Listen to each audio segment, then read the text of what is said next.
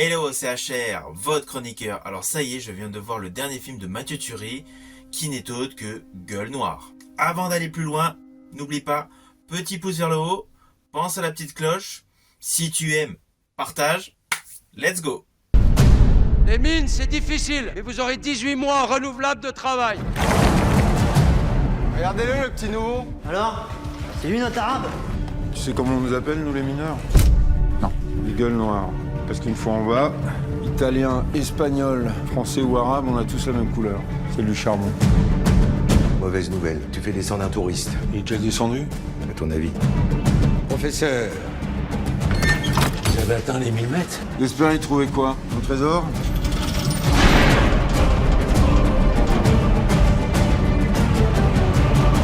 Qu'est-ce que c'est, professeur?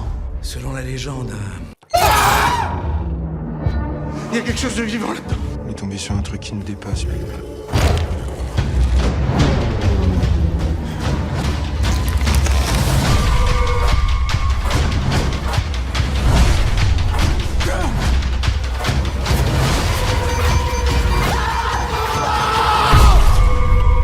Alors l'ouverture de film se déroule en 1850 ou 1880.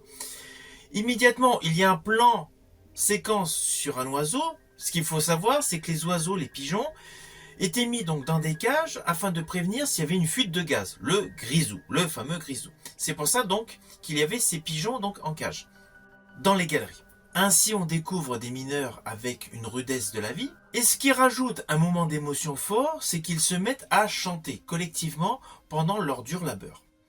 Assez rapidement, il y a un petit souci donc de grisou. Ils font venir un homme religieux apparemment. Et là, ça explose. Immédiatement, nous sommes en 1956. C'est une entrée en matière très surprenante, mais qui rappelle la logique scénaristique de beaucoup de films d'horreur américains. Là, en 1956, nous assistons donc au recrutement de mineurs au Maroc. Assez rapidement, nous nous retrouvons dans le nord de la France, où Amir, qui vient d'être recruté pour être mineur, donc, va débuter son nouvel emploi. Pour la petite histoire, Amir est interprété par Amir El Kassem. Évidemment, on a tout de suite le côté relation ou un petit peu de racisme, des propos voilà, malveillants entre certains Français et ce Marocain. Et sur le fond, donc, une histoire de mineur assez classique. Jusqu'à l'apparition de Jean-Hugues Anglade. Jean-Hugues Anglade qui interprète le rôle d'un professeur. Professeur qui demande au directeur de cette mine d'être emmené dans les profondeurs de cette mine avec Samuel Le Bihan. Samuel Le Bihan qui interprète Roland et Jean-Hugues Anglade qui interprète Berthier. C'est là que débute réellement l'histoire de ce film d'horreur Frenchy. Jean-Hugues Anglade, avec son livre, ajoute un côté mystérieux car il recherche quelque chose de très particulier. De fil en aiguille, il se passe un événement extraordinaire, on va dire horrible. Je ne vais pas aller plus loin pour que vous ayez la surprise. Après une partie de film qui présente plutôt la rudesse de la vie des mineurs, nous intégrons un film de survival horror. Je dirais même plus d'épouvante. Et cette histoire est parfaitement maîtrisée par Mathieu Turi, qui l'a lui-même écrite. Au détour de chaque galerie, de chaque veine, il y a une tension constante, il y a une montée d'adrénaline, vous allez avoir vos jumpscares, il va y avoir les screamers, bref, le film est parfaitement maîtrisé. Je rajouterais même que ce Frenchy horror est supérieur à bon nombre de films d'horreur américains. La maîtrise, elle est totale. Alors oui, on n'a pas besoin d'énormément de décors, il suffit pièces sombres, légèrement éclairées par des loupiottes sur les casques des gars, et des cris, et des passes sur du granulé. Mais c'est parfaitement maîtrisé, c'est parfaitement réalisé, et on a vraiment une montée d'angoisse.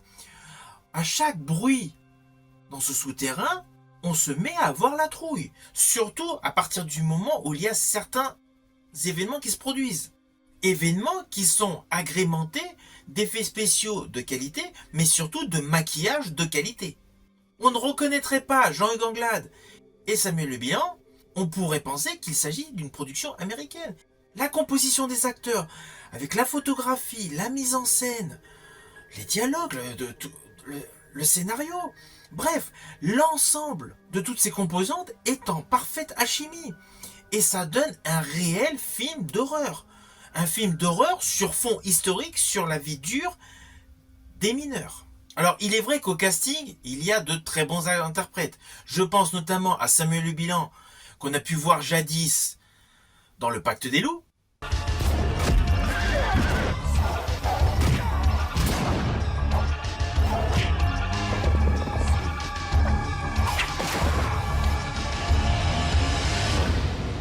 Jean-Hugues Anglade, alors lui qui a une filmographie mais impressionnante, que ce soit Subway. Et dans quel coin il vous a semé? Dans le métro. Nikita.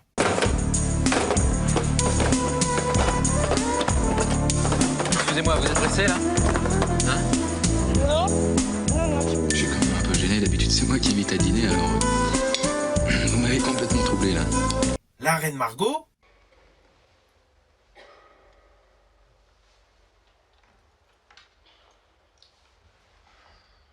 Jean-Hugues Anglade a toujours été exceptionnel dans ses rôles et ses compositions radicalement différentes. Surtout lorsque l'on pense également à Maximum Risk de Ringo Lam en 97 aux côtés de Jean-Claude Van Damme.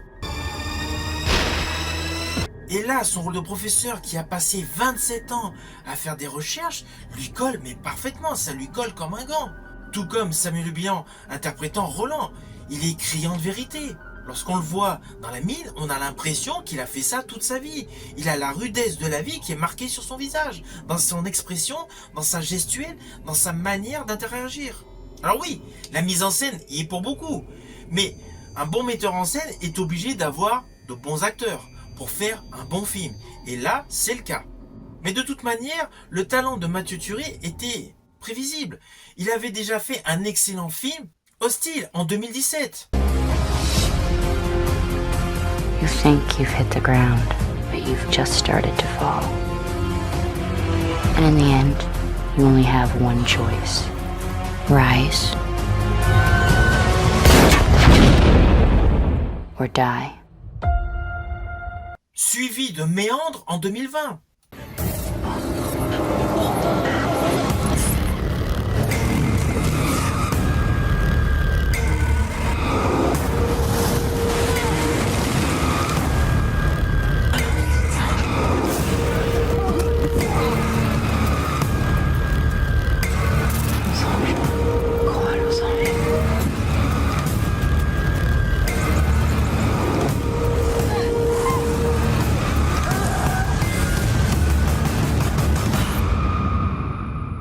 Mathieu Turi, à chacune de ses réalisations, montre une efficacité, une innovation, un dynamisme et un vrai professionnalisme.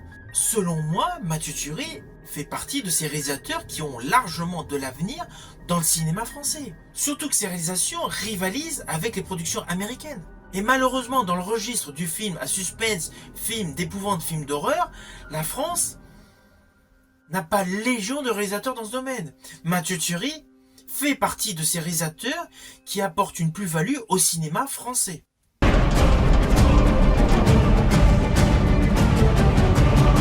Qu'est-ce que c'est, professeur? Selon la légende, une sorte de dieu.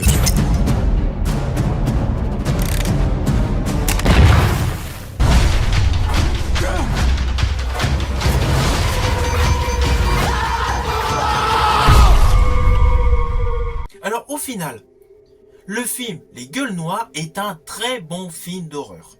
Je vous le dis clairement, c'est un très bon film d'horreur. Il y a une vraie tension, il y a une vraie frayeur à chaque détour des galeries. Le jeu des acteurs est parfait, colle parfaitement. Amir El Kassem est la révélation de ce film. Samuel Le Bihan et Jean-Hugues Anglade confirment leur talent habituel.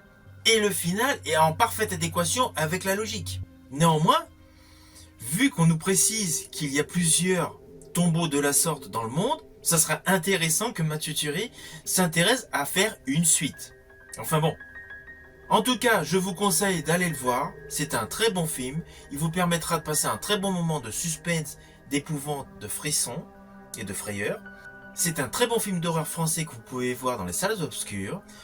Je vous invite à partager cette vidéo si vous l'avez aimée. Pensez à liker si vous avez aimé. Je vous dis à bientôt pour une prochaine chronique.